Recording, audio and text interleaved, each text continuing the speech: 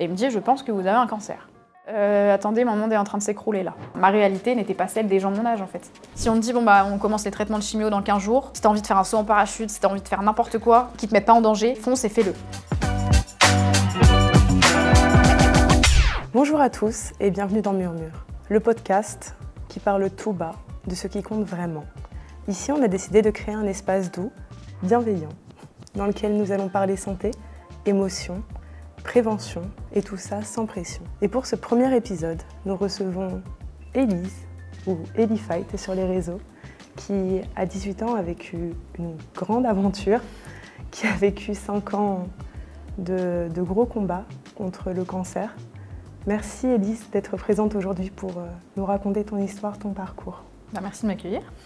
Est-ce qu'on pourrait commencer par ton histoire, qui tu es avant tout, te présenter et ensuite on enchaînera sur ta belle histoire. Ok, donc moi c'est Élise, du coup j'ai 24 ans. Comme tu l'as si bien dit, effectivement j'ai eu un cancer à l'âge de 18 ans, donc un lymphome de Hodgkin.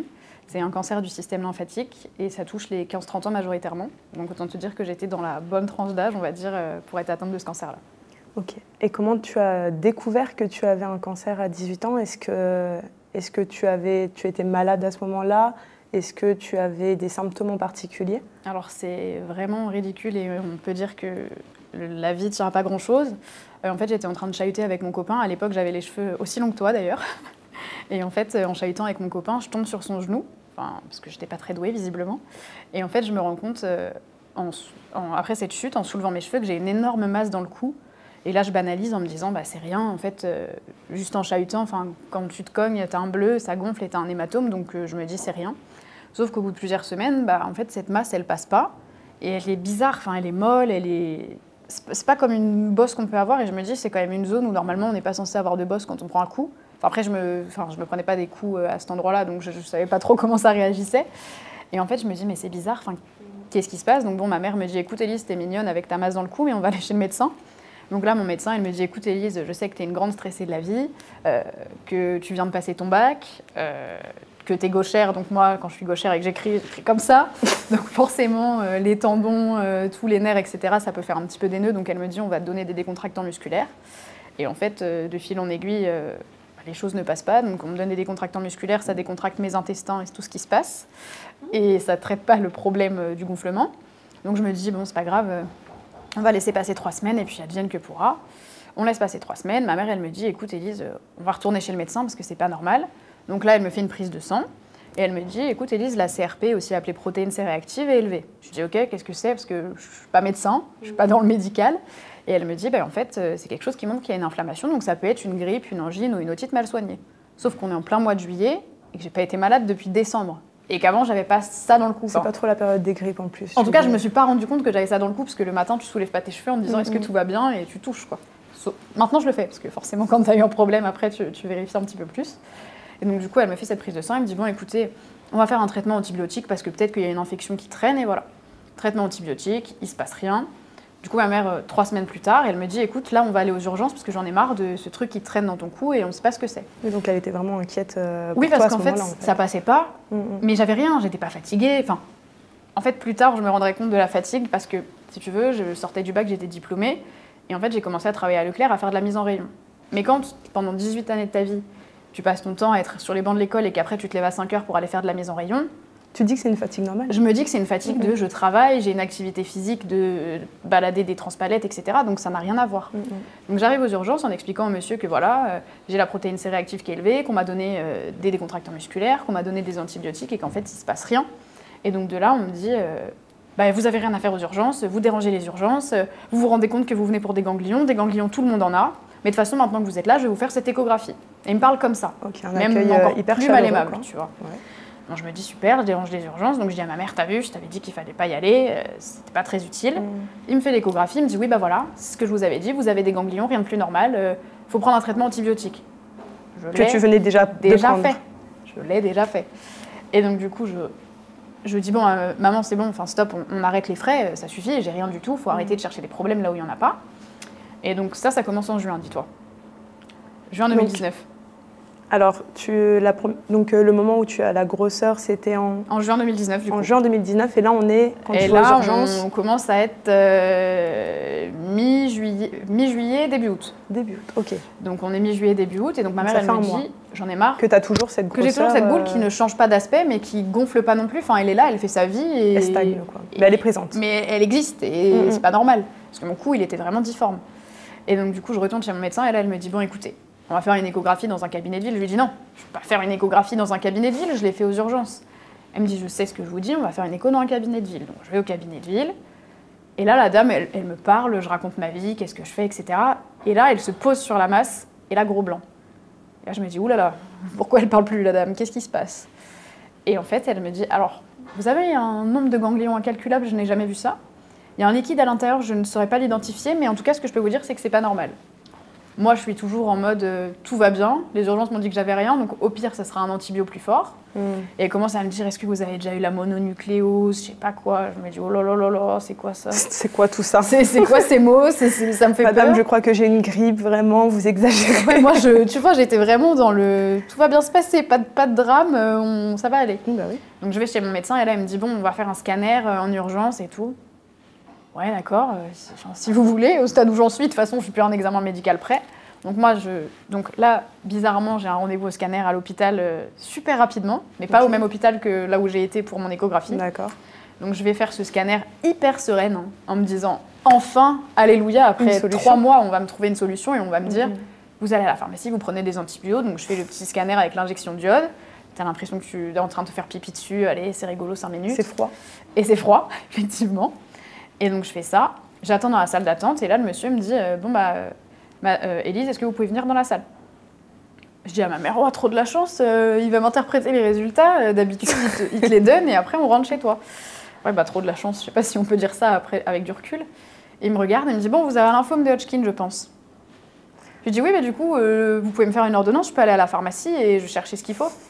Tu sais, enfin, moi j'étais vraiment dans un imaginaire c'est bon, vous avez trouvé la solution, maintenant donnez-moi mon médicament. Exactement. Et en fait, de là, il me dit, non, va falloir aller au centre Henri Becquerel. Et en fait, de par le passif familial que j'avais, je savais que centre Henri Becquerel, ça rimait avec ça sent pas bon. Et il me dit, je pense que vous avez un cancer. Et là, tu te dis, attendez, mon monde est en train de s'écrouler là. Donc en fait, j'ai pas cherché midi à 14h, j'ai claqué la porte, je suis sortie d'une salle d'attente bondée. Il y avait mon copain, ma sœur, mon père qui était à l'extérieur, ma mère qui était avec moi, qui venait d'apprendre la nouvelle, qui restait stoïque, je sais même pas comment elle a fait. Et en fait, de là, je suis sortie en larmes et je me suis dit, bah ça y est, en fait, c'est fini, enfin, je vais mourir, j'ai 18 ans et là, dans 3 jours, mon sort il est scellé et on n'entendra plus jamais parler de moi. Donc j'imaginais, enfin moi, tu sais, mon premier réflexe, c'était de me dire, alors est-ce que je vais me faire incinérer, est-ce que je vais me faire enterrer? Et tu te dis, vraiment, à 18 ans, t'aurais pas pensé faire ça, qui fait quoi. Peur. Bah oui, enfin moi, pour moi, cancer, j'allais mourir, quoi. Enfin, c'était sûr. Et donc du coup, j'arrive au centre de cancérologie, donc on était en septembre, parce qu'en août, la France est à l'arrêt. Donc, oui, on est en septembre. Ouais, on arrive en septembre, là. Ok. Septembre 2019, toujours, donc on arrive en septembre. Donc tu arrives presque seule au centre, du coup Du coup, j'y suis avec mes parents qui m'accompagnent du début à la fin, et mon copain aussi. Ma sœur ne vient pas parce que pour l'instant, on est dans une phase où on ne sait pas trop, on marche sur des œufs, et voilà. À ce moment-là, elle a 16 ans. Donc elle n'est pas non plus très adulte. Donc entre le moment où on t'annonce ton cancer et le moment où tu rentres au centre, il se passe combien de temps à peu près? En fait, on commence à chercher en juin et c'est en octobre que vraiment je vais avoir une vraie prise en charge. Okay. Donc il y a un gros délai quand même. Et du coup, pendant ce délai entre le moment où on te l'annonce et que tu rentres, qu'est-ce que toi tu ressens? Je me sens pas bien. Enfin, moi, j'ai l'impression que je vais mourir. Donc la première semaine où on me dit on pense que vous avez un cancer, il va falloir aller au centre de cancérologie, je suis dévastée, je veux voir personne. Je deviens désagréable avec les gens parce que j'ai envie j'ai presque envie qu'on me déteste en fait, parce que je me dis si je meurs, au moins les gens ils se diront bon c'est pas grave, elle était mauvaise, c'était une mauvaise personne. Alors qu'en fait, au final, je suis encore en vie et tout va bien. Tout va bien, j'ai des séquelles, mais l'essentiel c'est que je suis encore là aujourd'hui. Mais c'est vrai qu'en fait, c'était pas le bon réflexe, mais c'est un peu un mécanisme d'autodéfense où t'es jamais préparé à un cancer et encore moins à 18 ans. Tu veux que ton entourage souffre le moins possible. Parce que ça, là, à ce moment-là, eux aussi étaient... C'est une façon de protéger mon entourage, de me dire je veux pas détruire mes parents, mon copain, ma sœur, mes proches. C'est super violent, qu'est-ce qui va se passer? Moi, je me dis si je meurs, je sais que tout le monde va être affecté par cette histoire. Donc, t'as envie que les gens t'aiment moins pour que ça fasse moins mal. Et en fait, c'est un réflexe un peu débile, mais en fait, tu saurais jamais comment réagir. Et si demain j'en avais un deuxième, je sais même pas comment je réagirais, tu vois, on sait pas. Donc du coup, septembre, j'arrive au centre. On me dit, on va vous faire une biopsie, toujours dans un langage que je comprends pas. Qu'est-ce que c'est que ça encore? Expliquez-moi. En fait, pour faire simple, on va vous ouvrir le côté du cou, on va prélever un morceau de ganglion malade, on va l'envoyer en analyse, et il va falloir attendre 15 jours, 3 semaines. Donc là, je me dis, ok, j'attends encore, super. De toute façon, ma vie depuis juin est vouée à attendre, donc au stade où j'en suis. Donc j'attends en me disant, j'espère qu'il a donné un mauvais diagnostic, que c'était pas ça. Enfin, vraiment, tu essayes de solliciter tout ce que tu peux, tu croises les doigts, tout ce que tu peux croiser. Du coup, en parallèle, tu es en arrêt, maladie pour ton travail? Non, je travaillais, et du coup, après, en septembre, moi, j'ai fait ma rentrée en DUT en me disant, je n'ai pas de cancer, de toute façon, je vais poursuivre mes études, et même si j'ai un cancer, je les poursuivrai. Spoiler alerte, je ne poursuivrai pas mes études. Et donc, du coup, biopsie, j'attends 15 jours, c'est les 15 jours les plus longs de ma vie. Le cancérologue m'appelle en me disant, on a les résultats. Moi, je lui dis, donnez-moi la réponse, je veux savoir ce que j'ai, en fait. Il me dit, non, mais que ce soit bon ou mauvais, on ne vous annonce pas les résultats par téléphone. Super. Donc là, vous êtes en train de me dire que je vais encore attendre. C'est le maître mot de cette histoire. Donc j'attends encore. Et là, on me dit, voilà, on vous convoque à telle date. C'était le 19 août pour m'annoncer que j'avais un cancer, je crois. Non, pas du tout. Le 19 août, c'était la biopsie. On m'a convoqué mi-septembre, quelque chose comme ça. Ouais, c'est ça, 2 semaines. Et donc on me convoque mi-septembre et on me dit, effectivement, c'est un lymphome de Hodgkin. Donc là, je savais ce que c'était du coup lymphome de Hodgkin, j'avais regardé sur... Oui, du coup, je suppose que tu étais... j'avais tout regardé sur Internet, mais c'est le truc à pas faire, parce que... Oui, parce que sur Internet, on te dit toujours que peu importe ce que tu vas mourir. Ah oui, toutes les 2 lignes, tu vois que tu vas mourir, que c'est compliqué, que tu vas être chauve, enfin... Si tu veux, moi j'ai les cheveux longs jusqu'aux fesses, j'ai pas envie d'être chauve, enfin... C'était ma seule préoccupation. Hein. Si tu te dis, il y a un problème là-dedans, on m'annonce un cancer, ma préoccupation c'est... Je pense pas que ce soit un problème, je pense que c'est un... Et en fait, c'est le truc... C'est la chose la plus visible. Le problème, c'est que voilà, c'est te mettre une étiquette sur le front de j'ai un cancer. Et moi, je voulais pas. Enfin, il y a des proches pendant mon cancer qui savaient pas que j'étais malade, en fait, parce que j'ai pas voulu qu'ils le sachent. Et c'est l'image aussi qu'on a quand on n'a pas forcément connu autour de nous de personnes atteintes de cancer ou que nous-mêmes on l'a pas eu. La première chose qu'on voit, c'est la chimio et du coup la perte de cheveux et de poils. J'avais pas envie d'attiser la pitié, le oh ma pauvre. Enfin, c'est bon, je suis déjà dans la galère. Ça va pas m'aider. Remets pas une pierre, m'assomme pas à nouveau en me disant ah ma pauvre, t'as un cancer, tiens, on t'assomme à nouveau. Et donc le cancérologue m'explique que voilà, j'ai un cancer, machin, etc., qu'il va falloir faire un PET scan. Donc là, encore du chinois, qu'est-ce que c'est? Un PET scan. Et moi, là, tu me dis ça, je pense à un scanner d'animal. Eh ben écoute, non. L'animal, c'était moi, du coup. Ah. Et en fait, c'est un scanner avec injection de glucose. Tu dois rester allongé pendant 45 minutes, pendant que le produit se promène. T'as pas le droit au téléphone, t'as le droit à aucune distraction pour que le produit il fixe à des endroits où les zones sont vraiment cancéreuses. Et en fait, c'est pour déterminer le stade et le type de traitement que tu vas avoir. Okay. Donc là, je me dis, allez, on croise tout ce qu'on peut croiser. De toute façon, je suis coincée jusqu'au cou, mais j'espère que concrètement, jusqu'au cou, c'est un mauvais jeu de mots, mais j'espère que concrètement, je suis à un stade 1 ou 2, quoi. Et là, j'arrive dans le bureau, 15 jours après, parce qu'évidemment, il y a un comité de médecins. Ah, tu connaissais pas encore ton stade à ce moment-là? Parce que tu as un comité de médecins qui se réunit, ils veulent pas faire n'importe quoi. C'était quand même des traitements il y a un pourcentage bénéfice-risque qui est quand même assez élevé. Et ils te disent, bon, on va vous convoquer, on va vous dire le stade, etc. J'arrive en me disant, allez, un petit peu de chance et je suis stade 1, peut-être 2, je sais pas. Et il y a combien de stades? Il y a 4 stades, vous êtes au 3e. Super. J'ai le pompon sur la Garonne, comme on dirait.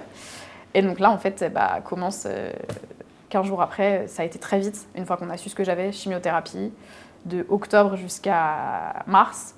Après, plein Covid, youhou, confinement, tout ça. 18 ans en plus. 18 quelques mois après tes 18 ans. T'as pas le droit à tes parents, t'as pas le droit à ton copain, t'as pas le droit à personne. T'es tout seul dans ton lit avec ton pied à perf et là, tu te dis, ok, on y va. Et puis après, la poubelle ou les toilettes, c'était mes meilleurs copains parce que concrètement, c'était nausées ou problèmes intestinaux, hein, ça, on va pas se mentir. Donc j'ai côtoyé les toilettes très longtemps. C'était devenu tes meilleurs potes. Ah oui, clairement, je pense que honnêtement, j'avais pas besoin d'un logement avec 70 mètres carrés, j'avais besoin de 2 mètres carrés, un lit, des toilettes. Pendant mes traitements, ça m'aurait largement suffi, tu vois. Et donc du coup, chimiothérapie, radiothérapie, et me voilà aujourd'hui, donc tout va bien. Est-ce que, à ce moment-là, est-ce que tu pensais à, par exemple, on était à une période de Covid, mais est-ce que tu penses aux autres jeunes, la vie qu'eux sont en train de mener, les sorties par exemple? Est-ce que tu te dis, mais en fait, je viens d'être majeure. Moi, je sais que quand j'ai pris mes 18 ans, je me suis dit, je peux aller en boîte de nuit. Je me suis dit la même chose. Et du coup, est-ce que tu avais eu le temps avant d'aller en boîte de nuit? Est-ce que tu pensais à ça à ce moment-là? Alors en fait, si tu veux, mes parents n'étaient pas du tout à me laisser aller en boîte de nuit. Moi, je pouvais faire des soirées pyjama avec mes copines, aller faire des soirées chez mes copines, etc. Oui. Mais c'était des trucs très, on va dire, sécurisés, tu vois. Très safe. Et j'avais jamais été en boîte de nuit. Et j'avais dit à mes parents, ouais, à mes 18 ans, je vais aller en boîte de nuit. À mes 18 ans, je vais en centre de cancérologie. Pas trop la même ambiance. C'est pas la même boîte. Alors tu me diras, tu peux vomir en boîte de nuit. Bah moi, je vomissais en centre de cancérologie, tu vois. La poubelle restait le meilleur ami des deux. En soi. Exactement. On avait des points communs. Mais oui, c'est vrai que du coup, tu te rends compte qu'il y a, y a un écart. Il y a un fossé qui se creuse en fait entre mes amis et moi, qui sont aujourd'hui plus mes amis. Et si vous passez par là, salut. Mais en fait, il y a un fossé qui se creuse parce que t'en as qui me disent mais tu peux jamais sortir. En conscience. En conscience de ce que j'ai. Parce que je leur dis que j'ai un cancer, mais tu peux jamais sortir. Quand on me demande comment ça va, bah le comment ça va, moi, il dure pas 5 secondes en fait. C'est pas oui, ça va et toi. C'est bah non, là, c'est la galère. Enfin, mais me demande pas comment ça va si tu sais que je suis en traitement. Et en fait, il y a un fossé qui se creuse. Et en fait, tu te rends compte que y a plus personne qui vient me voir, il y a plus personne qui commence à prendre de nouvelles. Et puis on me dit arrête de te plaindre, mais je me plains pas. Je suis juste en train de t'expliquer la vie que je mène face à un cancer. C'est ça, me demande pas. Mais dans ces cas-là, prends pas la peine de me dire comment ça va. Si mon comment ça va, il te plaît pas, parce que c'est pas, ma réalité n'était pas celle des gens de mon âge en fait. Mais c'est ça. Et du coup, en fait, tu te rends compte. On dit que c'est dans les épreuves de la vie qu'on se rend compte qui sont les vraies personnes qui nous entourent. Exactement. Là, pour le coup, c'est ce qui s'est passé pour toi. Ah oui, bien sûr. Ça a été tes parents, du coup, ton copain, qui est toujours présent, si je ne me trompe pas. Exactement. Et du coup, ça a fait du tri, un gros tri. Un très très gros tri, parce que j'étais vraiment très entourée au lycée. Mais tu as gardé malgré tout des amis. Quelques-uns, mais je les compte sur les doigts de la main. Et au final, je sais que demain, si j'ai un problème, c'est des gens sur qui je peux compter. Et ce qui est très drôle, c'est qu'après, quand j'ai commencé à prendre la parole sur les réseaux, à avoir un peu de visibilité, tous ces gens qui avaient disparu, bizarrement, sont arrivés dans mes messages privés. Oh, salut, qu'est-ce que tu deviens? J'ai vu que tu faisais des interventions et tout. C'est bien, continue à les regarder sur ton téléphone, mais moi, tu ne me verras plus. C'est ce que je comprends. Et du coup, tu commences donc ton traitement en Octobre, du coup. Octobre 2020, c'est ça? 2019. Ah, le Covid, ça? Oui, c'est vrai. Octobre 2019, pardon. Et tu commences à prendre la parole sur les réseaux? En 2022. En 2022. Et du coup, pendant ces 3 ans, t'enchaînes le centre de cancérologie. Alors, ça se passe comment ta vie? C'est pas si long, en fait. Enfin, c'est pas si long. Moi, ça m'a semblé être une éternité. Quand tu regardes derrière, c'était pas si long. En fait, donc j'ai commencé en octobre 2019, donc la chimiothérapie, jusqu'à peu près mars-avril 2020, où là, du coup, coucou le Covid. Un peu anxiogène parce que on me dit si vous avez un cancer, il ne faut surtout pas que vous côtoyez des gens, vous pouvez mourir avec le Covid. Donc tu as le double truc de dire ok, la chimio c'est compliqué et en plus le Covid c'est aussi compliqué, donc il faut que je fasse doublement attention. Une pierre de plus. Oui, puis tu deviens un peu parano parce qu'on ne connaissait pas trop les trucs de la maladie, donc je me désinfectais les mains. Ma mère, elle allait faire les courses avec un masque, avec des gants, avec tout ce que tu veux parce qu'il ne fallait pas me contaminer. C'était super anxiogène. Déjà, on était tous un petit peu parano à cette période-là, mais en plus en sachant qu'on a une enfant à la maison qui est beaucoup plus à risque. Ah bah oui, tout le monde. Puis tu as cette culpabilité de te dire faut pas que je ramène le Covid parce que je peux la tuer en fait. Ça aurait peut-être pas été le cas, mais en tout cas dans les dires de l'époque, c'était ce qui se passait. Et du coup en 2020, tu es rentrée chez toi là. Du coup, moi j'ai habité avec mon copain quand on m'a annoncé mon cancer en fait, donc à mes 18 ans. D'ailleurs, coup de chance, j'habitais à 3,4 km du centre de cancérologie, donc c'était pratique. Parce que quand tu as une bassine dans les mains, tu es bien content d'habiter à 3 km du centre, parce que mes parents ils habitaient à 1h30 du centre de cancéro. Donc c'est mon copain pendant tous les traitements. Mes parents venaient à chaque chimio, mais pendant tous les traitements, c'est mon copain qui dormait avec moi et qui m'assistait. On peut dire qu'il est passé du rôle de conjoint au rôle d'auxiliaire de vie. Concrètement, c'est la réalité. Pour le meilleur et pour le pire. Ouais, voilà, c'est un peu... à 18 ans, c'était un peu le pacte pour le meilleur et pour le pire, tu vois. Et donc du coup, ça a été... c'était pratique d'être là, mais c'était un peu compliqué d'être un peu loin de mes parents, etc. Donc quand il y a eu le Covid, je me suis confinée chez mes parents. Parce que si tu veux, quand tu passes 1 an dans un 30 mètres carrés, et que tu as un cancer et que du coup tu restes chez toi en permanence, j'avais envie de casser les murs. Oui, tu pètes un câble. J'avais envie de casser les murs, réorganiser la maison, mais c'était pas la mienne. Donc je pense que j'aurais eu des problèmes avec le propriétaire. J'imagine. Donc je suis allée me confiner chez mes parents. Après, du coup, j'ai fait la radiothérapie. La radiothérapie, je me suis dit, les doigts dans le nez, ça va être trop facile. Eh ben non, j'ai encore vomi. Je pense que j'avais signé un pacte avec les problèmes intestinaux. Donc du coup, pendant le Covid, hyper anxiogène, j'y allais toute seule. Une ambulance m'amenait et me ramenait, parce que j'avais 1h30 de route. Donc c'était tu prends sur toi, tu respires. Et j'arrivais, j'appelais ma mère 3 minutes avant d'arriver. Je lui disais, maman, ouvre la cuvette des toilettes. Il y avait un seul toilette en plus, libérez-les parce que là, sinon la personne qui est sur les toilettes, ça va être arrosage automatique. Et donc du coup, j'allais aux toilettes en courant et je passais 2 heures à aller aux toilettes. Et le problème, c'est qu'ils m'ont brûlé les glandes salivaires. Donc du coup, sur la fin de la radiothérapie, je pouvais plus manger. En fait, juste d'ouvrir la bouche, pour comparer un peu, c'est comme quand on te pose un appareil dentaire, ça fait mal au niveau de la mâchoire. Moi, j'avais la même chose, mais puissance 1000 parce que j'ai un appareil dentaire, donc j'ai un petit point de comparaison. Ok, donc tu arrives à comparer. Et puissance 1000, et en fait, je pouvais plus ouvrir plus grand que ça. Et donc, en fait, je mangeais des trucs liquides, etc., mais j'en pouvais plus. Tu m'étonnes. J'ai eu les petits compléments alimentaires qu'on donne aux personnes âgées aussi. Oui, j'ai connu aussi. Très mauvais. J'ai pas du tout aimé l'expérience. Celui à la vanille était très bon. Ouais, bah, les jus de pommes, les trucs comme ça, je recommande pas. Ah non, ceux aux fruits étaient très mauvais. Pas ouf. Non, très mauvais. Je confirme. Mais du coup, est-ce que c'est à ce moment-là que tu te dis, il faut que j'en parle, il faut que je parle de cette vie que les autres jeunes de mon âge ne vivent pas? Est-ce que tu t'es dit, il faut que je sensibilise les jeunes qui ont mon âge? Est-ce qu'il faut que... Enfin, qu'est-ce que tu te dis à ce moment-là pour te dire, je vais prendre la parole et raconter ce que je vis? Bah, y a tout un cheminement, en fait. Donc, si tu veux, donc jusqu'à 2020, je fais mes traitements, tout ça. De septembre 2020, je reprends une vie à peu près normale. Je reprends mes études et je me prends des claques, en fait, en permanence. Je peux pas faire de 35 heures. J'ai des troubles de la concentration. Je suis super fatiguée. J'arrive pas à réviser. Je dois faire des choix horribles, c'est-à-dire soit je mange, soit je révise, soit je dors, soit je prends une douche, Enfin, c'est des choix où dans ta vie, tu te dis même pas, je vais choisir. Oui, c'est logique, finalement. Bon, bah, je vais m'organiser, je mange à telle heure, je prends ma douche, je vais réviser, je vais me coucher. Je pouvais pas faire ça. Parce que tu étais sous traitement et... Non, j'avais plus de traitement, mais la fatigue, après les traitements, elle est écrasante. C'est pas la fatigue de t'as fait la fête pendant 2 jours et t'as dormi 3 heures en 2 nuits et t'es fatiguée. C'est vraiment une fatigue. Tu peux rien faire. Je m'asseyais, je m'endormais. Il y a des fois, j'ai loupé mon arrêt de bus, alors que j'avais 10 minutes de bus parce que je dormais. J'avais l'impression d'être devenue narcoleptique, en fait. Okay. Tellement la fatigue, elle était écrasante. Donc du coup, 2021, je reprends ma vie normale dans une super boîte, etc. 2022, avec mon handicap invisible, parce que j'ai une dégénérescence moteur du nerf sciatique maintenant à cause des traitements, je commence à arriver dans une entreprise et j'explique que j'ai une RQTH, donc reconnaissance en qualité de travailleur handicapé, que j'ai des problèmes neuro, etc. On me vend une entreprise de rêve, super compréhensive, etc. Et j'arrive et en fait, on me fait travailler dans un bureau où je dois monter 45 marches. Mais des marches de vieil immeuble, donc larges comme ça, hautes comme ça. Et en fait, j'ai pas le choix que de les monter, parce qu'elle, elle veut pas les monter. J'ai pas de bureau au rez-de-chaussée. Après, on me fait bosser sur un buffet avec une chaise de bar. Enfin bref, des trucs vraiment ahurissants, mais que tu sois handicapé ou valide, c'est ahurissant, quoi qu'il en soit. Elle avait pas de câble Ethernet, on trouve un câble Ethernet partout. Elle m'a dit, écoute, pendant 2 jours, si ça te dérange pas, tu peux travailler assise par terre en tailleur à côté de la boxe. Donc en ayant conscience que tu étais ah oui, en ayant conscience, parce que moi, je l'ai pas caché. J'ai donné ma RQTH, j'ai posé carte sur table quand j'étais à l'entretien. Donc du coup, tu te dis, ok, super. Génial. Donc je fais une rupture de période d'essai alors que je suis en alternance et on me dit, en fait, si tu n'as plus d'entreprise, tu as 6 mois pour en trouver une et sinon tu dois quitter la formation. Okay. J'ai retrouvé une entreprise, mais du coup, pendant 3 mois, je fais rien. Sauf que je fais rien, j'en pouvais plus, j'avais déjà rien fait pendant mes traitements de cancéro, c'était plus possible de rien faire. Et donc je prends mon téléphone en me disant, TikTok, c'est un truc qui marche du tonnerre. Je vais faire un TikTok, j'ai pas envie de faire de montage, je suis pas très douée dans l'histoire. Je vais juste parler. Je vais juste parler face cam. Alors si je regarde ma vidéo aujourd'hui, je me dis, mais mon Dieu, tu tremblais, c'était pas net. Il y a 4 ans, du coup. Tu bégayais. Enfin, tu te dis, mais waouh, c'est quoi cette qualité? Et en fait, je dis, mais on parle du cancer, du pendant, mais on parle jamais de l'après. Et moi, j'ai envie de mettre les points sur les i, les barres sur les t, parce qu'on parle pas de l'après. Et je poste cette vidéo en laissant mon téléphone et en faisant ma vie.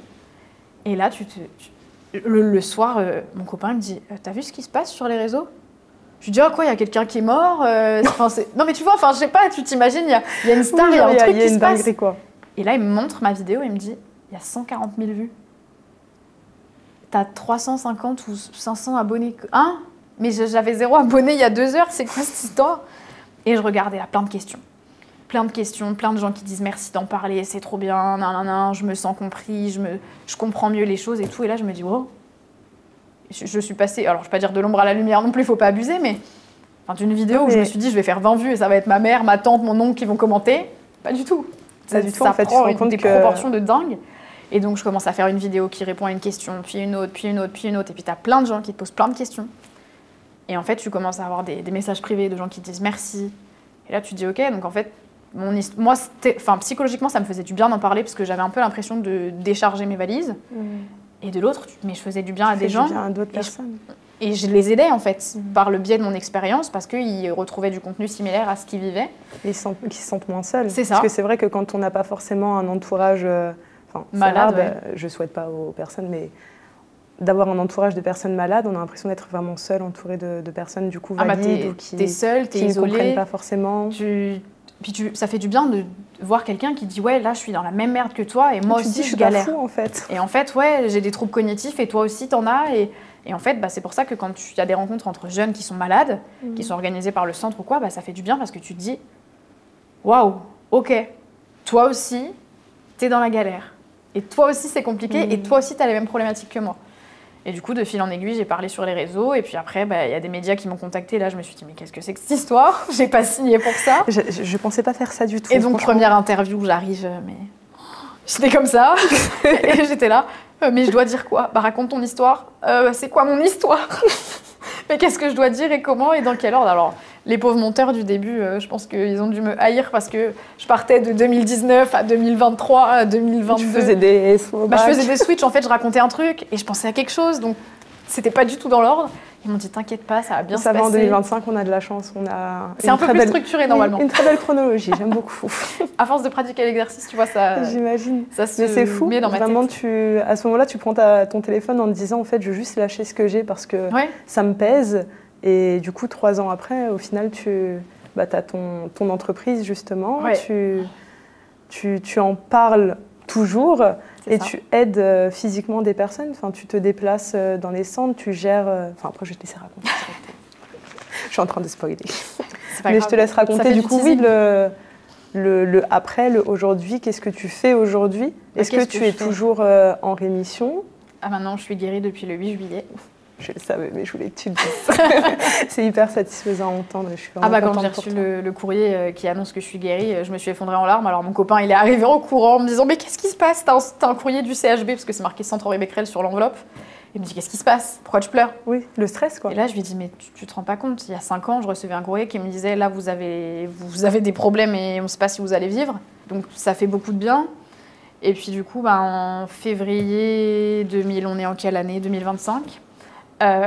J'ai décidé d'aller au plus près des jeunes qui sont malades, parce que c'est bien de faire de la sensibilisation sur les réseaux, d'aider des gens, mais il y a des gens qui ont besoin de rencontrer des personnes. C'était mon cas, mais je ne pouvais pas pendant le Covid. Du coup, j'ai ouvert une antenne de l'association qui s'appelle On est là. C'est uniquement des anciens patients.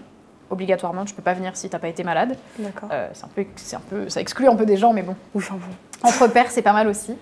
Et donc, du coup, maintenant, je vais en centre de cancérologie voir les jeunes qui sont atteints de cancer, que ce soit soins palliatifs, hôpital de jour, hôpital de semaine, etc. Et maintenant, j'ai une convention avec le CHU de Rouen, d'ailleurs, donc je vais pouvoir aller voir les enfants en pédiatrie aussi. C'est pas toujours facile. C'est différent, oui. Parce que j'ai vu que tu suivais, toi, aujourd'hui, un traitement de PMA. Je sais pas si j'ai fait de la PMA post-traitement de cancérologie, en fait. Parce que Après, en fait, avant, à la base, on me propose de la procréation médicale assistée. Sauf que vu que je suis arrivée et qu'on m'a laissé plusieurs mois dans la nature, le cancer, il était là en mode « Wouhou, on fait la fête et on prolifère là-dedans ». Et du coup, je suis arrivée, ils m'ont dit « On ne peut pas faire de la conservation d'ovocytes. Parce qu'en fait, on peut conserver vos ovocytes, mais si vous n'êtes plus en vie, c'est pas très utile. » Donc du coup, ils m'ont fait les traitements et en fait, après, on m'a diagnostiqué de l'endométriose. Donc du coup, on m'a fait des tests de fertilité. Et on m'a dit, bon, on n'a pas une très bonne nouvelle. Vous voyez les femmes qui sont en période de préménopause, vous avez les ovaires dans cet état-là. Ah. Super, donc là, c'est un nouveau combat. Parce que du coup, malgré tout, tu avais le souhait de vouloir des enfants. Moi, je voulais des enfants, mais je ne voulais pas des enfants dans l'instant T. Et de toute façon, on préconise d'attendre 2 à 3 ans après les traitements de cancérologie pour que ça s'élimine. Et donc du coup, j'ai toujours pas d'enfants.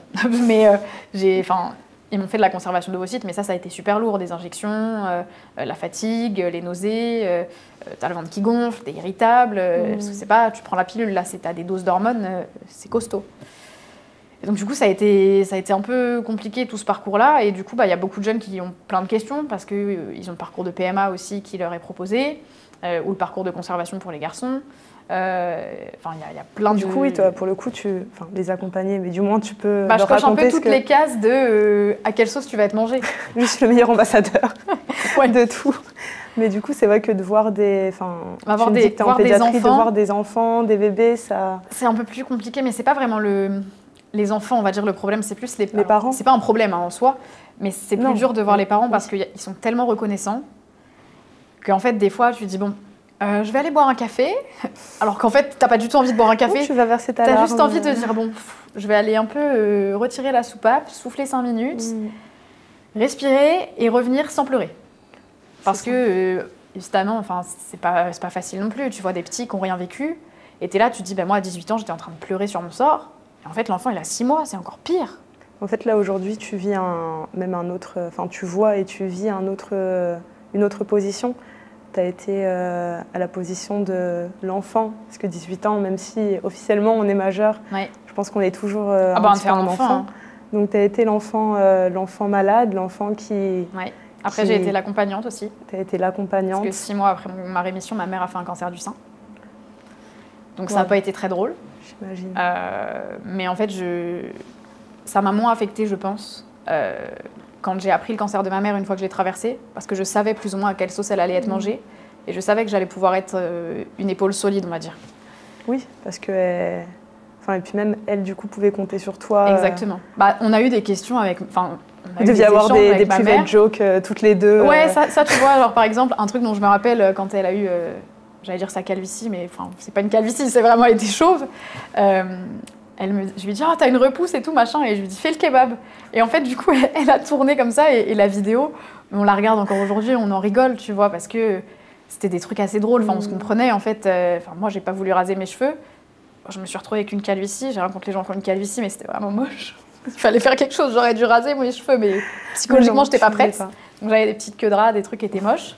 Et au final t'as une très belle chevelure aujourd'hui.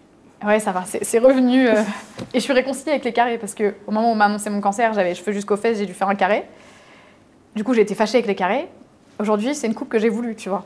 Et je me suis dit, ok, dans ma tête, il y a tout un cheminement qui s'est fait, ça a progressé. C'est une certaine image, du coup, de se dire, j'accepte le carré, alors que c'était quelque chose que je refusais pendant très longtemps. Ouais, c'est que je me dis que j'ai avancé sur la question, tu vois. Il y a des choses tu l'as intégré, tu l'as accepté, et maintenant tu...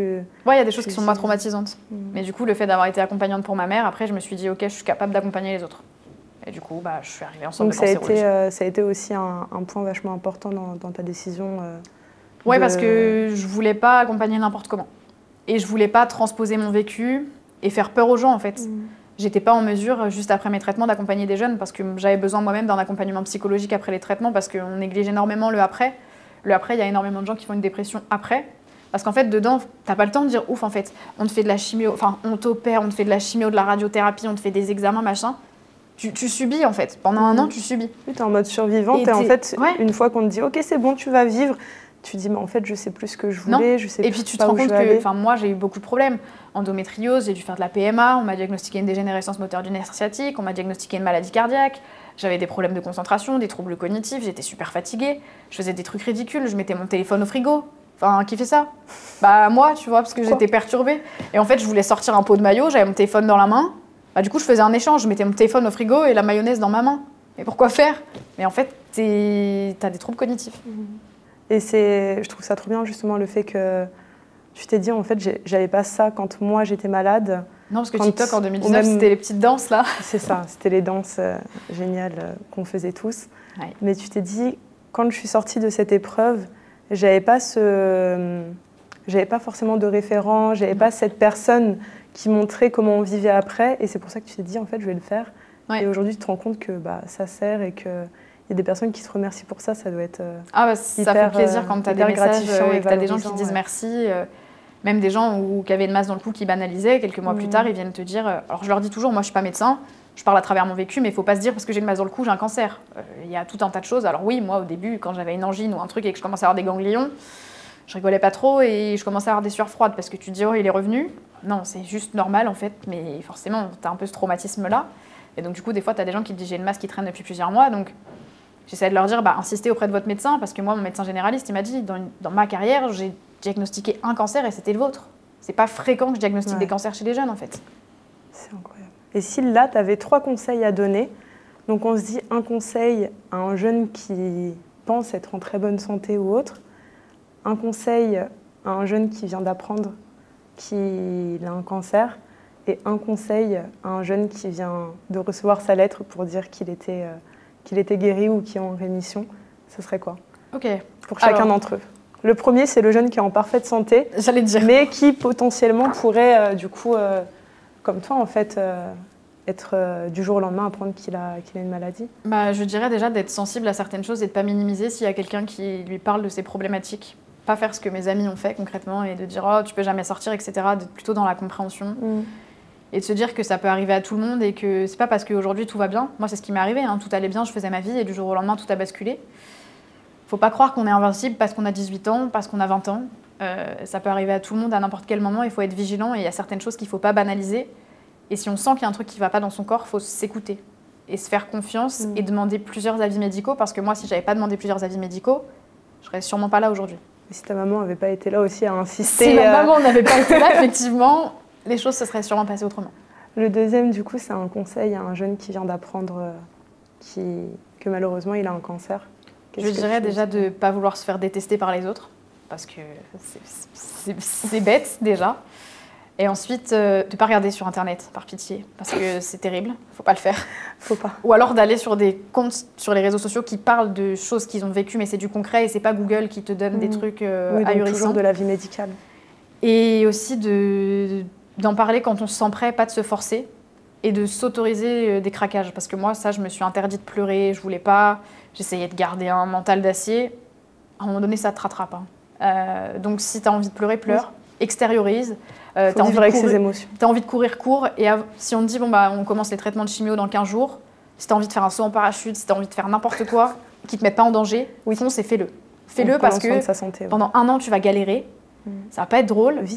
Mais franchement, ces 15 jours-là, mais fais ce que tu veux. Tu veux aller à Europa Park, mais va à Europa Park. Tu veux sauter à l'élastique, saute à l'élastique. Enfin, fais des choses qui te font plaisir. Et dis-toi, ok, maintenant on met les gants et là on y va. C'est beau. Et le dernier, c'est le conseil aux jeunes qui est en rémission ou qui est guéri sur comment ça va se passer après. Si tu avais un conseil. Je dirais qu'il ne faut pas négliger quand même les douleurs qu'on peut avoir post-traitement, parce qu'il y a des choses qui existent et si on ne les prend pas en charge tôt, on peut avoir des problématiques. Mais je dirais surtout qu'il faut profiter de sa vie, plus prendre la tête avec des subtilités, lâcher prise et arrêter de se stresser pour rien, parce que déjà le stress c'est bon pour personne et ça fait des nœuds à l'estomac. Mais franchement se dire on n'a qu'une vie. Je pense qu'une fois qu'on est passé par là, on est bien au courant qu'on n'a qu'une vie. Et plus réfléchir, tu as envie de faire un truc, mais fonce, fais-le. Si ça te met pas en danger, tu as envie de partir en voyage, tu as l'argent, réfléchis pas à 4 heures. Prends, vas-y, pose des congés, pars en vacances. Fais-toi kiffer en fait et profite de chaque instant parce que c'est précieux et du jour au lendemain tout peut basculer en fait. Merci beaucoup. Merci pour ta sincérité, ta transparence et ton histoire. C'était hyper enrichissant et je suis vraiment contente d'avoir vécu ce moment avec toi. Plaisir partagé. Merci beaucoup de nous avoir suivis et on se retrouve bientôt pour un nouvel épisode.